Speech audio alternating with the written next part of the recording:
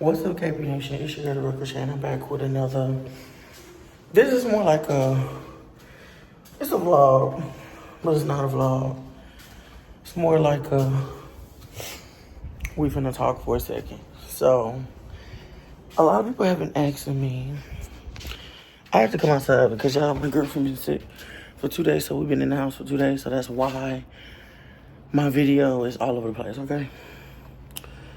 A lot of people have been asking me about my diabetes, and I realized I never did a video covering it, talking about it or nothing. So I'm like, okay, I think I finally want to talk about it. I'm finally in a good place, and in a place where I'm okay talking about it. Because for a long time I was not okay telling people about my health because truthfully, having diabetes is something that's kind of scary. And y'all, I did just wake up, so we're not going to talk about it. I washed my face, but I don't know. When I sleep for a long, long time, it's like I be extra thirsty. Like, I don't like that. My skin is clearing up, y'all, because I've been trying not to stress or pick at it. Because that's my issue. I pick at my face when I'm stressed. So I've been trying not to do that. But anyway, so y'all,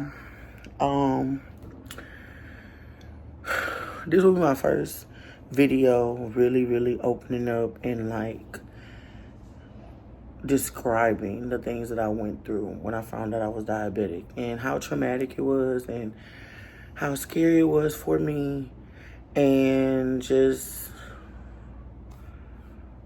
how I've been since and what do I do.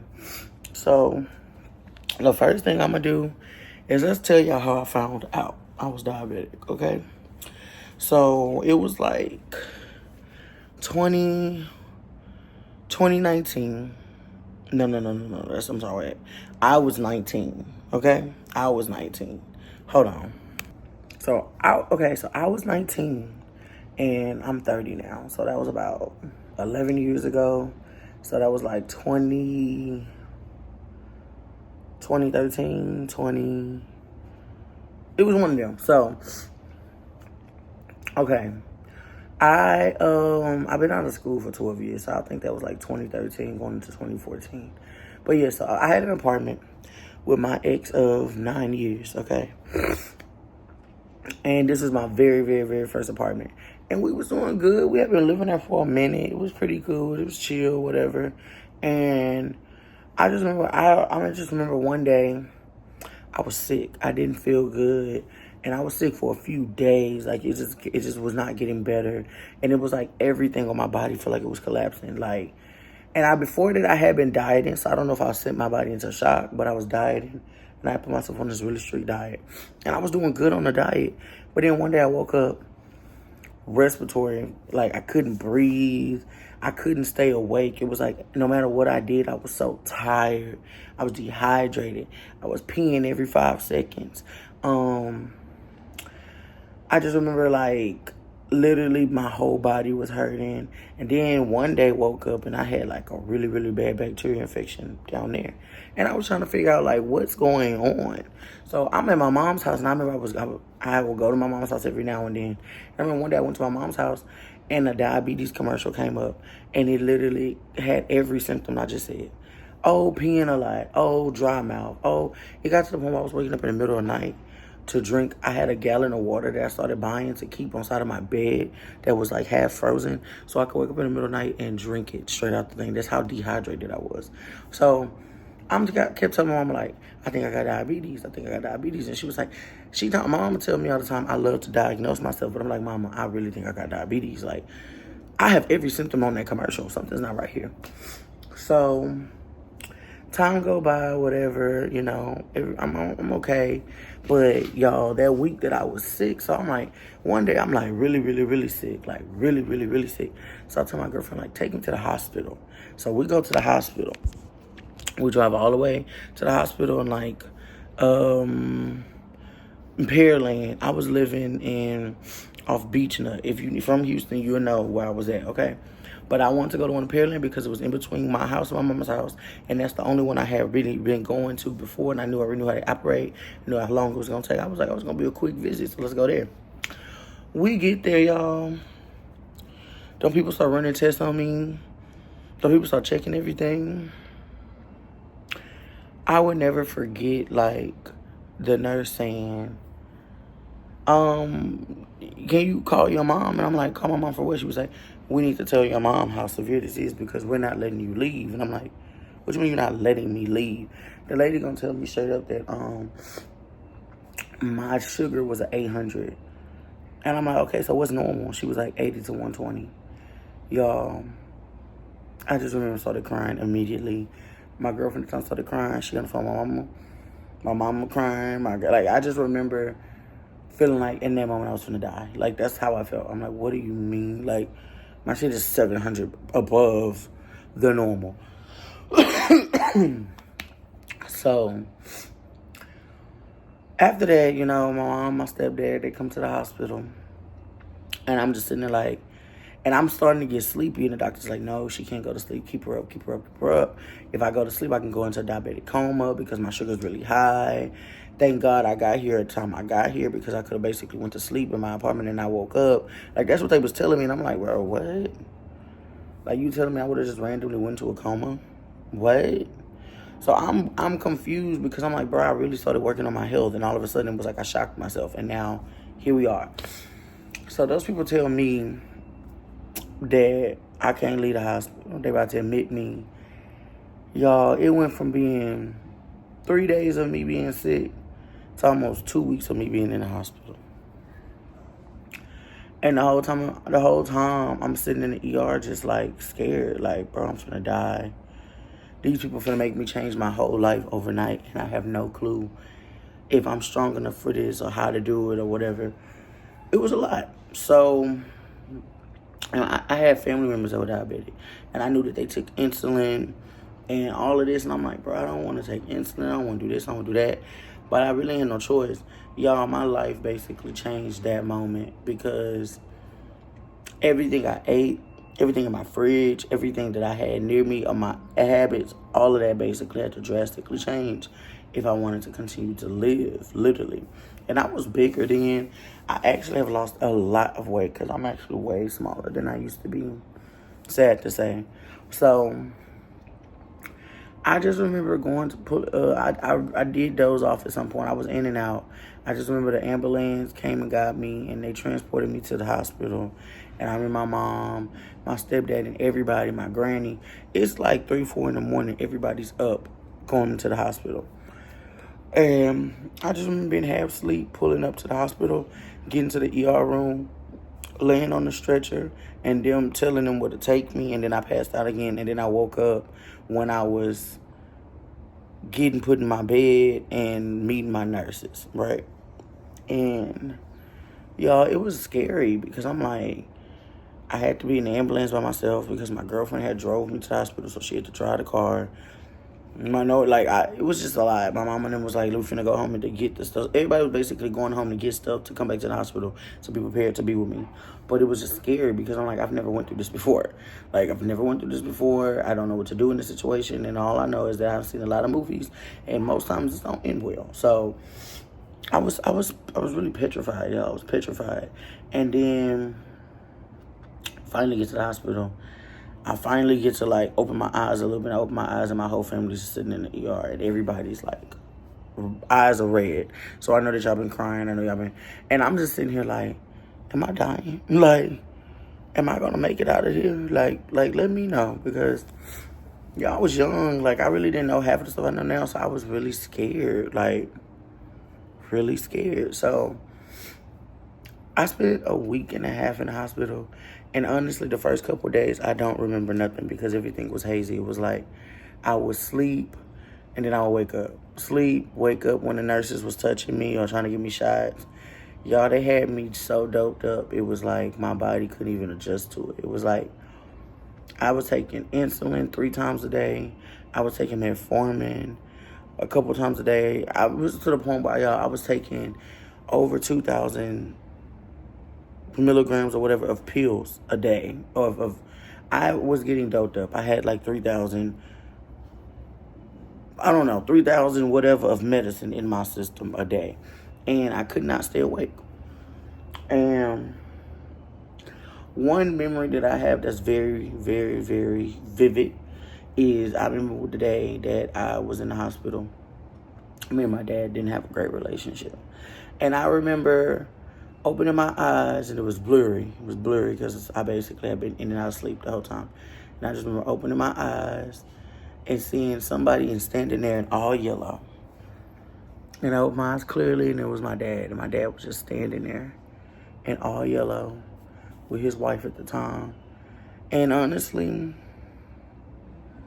it's crazy that I keep having that because I see that in my dreams because my dad is deceased now. I do sometimes see him in my dreams standing there in all yellow, just staring at me, looking very, very worried because that's exactly what he looked. He looked extremely worried. And that low-key had did something to me mentally because me and my dad didn't have a good relationship. My dad never was soft with me. He never showed me a soft side. So to see him standing there really like he wanted to cry, it low-key really hurt me more because it made me feel like I'm really in bad shape. That's how I felt like damn, I'm dying because my dad is crying. So this must be really bad. A few days go by, y'all, and basically, eventually, I'm able to stay awake. I'm able to eat more. All of that hospital food was disgusting. I was begging for McDonald's. I couldn't eat the McDonald's. It was just terrible. So when they finally released me, y'all, they gave me all this medicine. I'm on insulin. I'm on metformin. I'm on blood pressure pills. All of this at 19. At 19. So they gave me all this, and we go back to my apartment, and my mom basically takes everything out my refrigerator. She cleans out the refrigerator, which I'm like, I get it. You know, I get it because I can't really eat nothing. But when I say that change was so drastic, like learning how to eat properly, take care of yourself, learning how to test your sugar, that first month or two of me, like, back at home was terrible.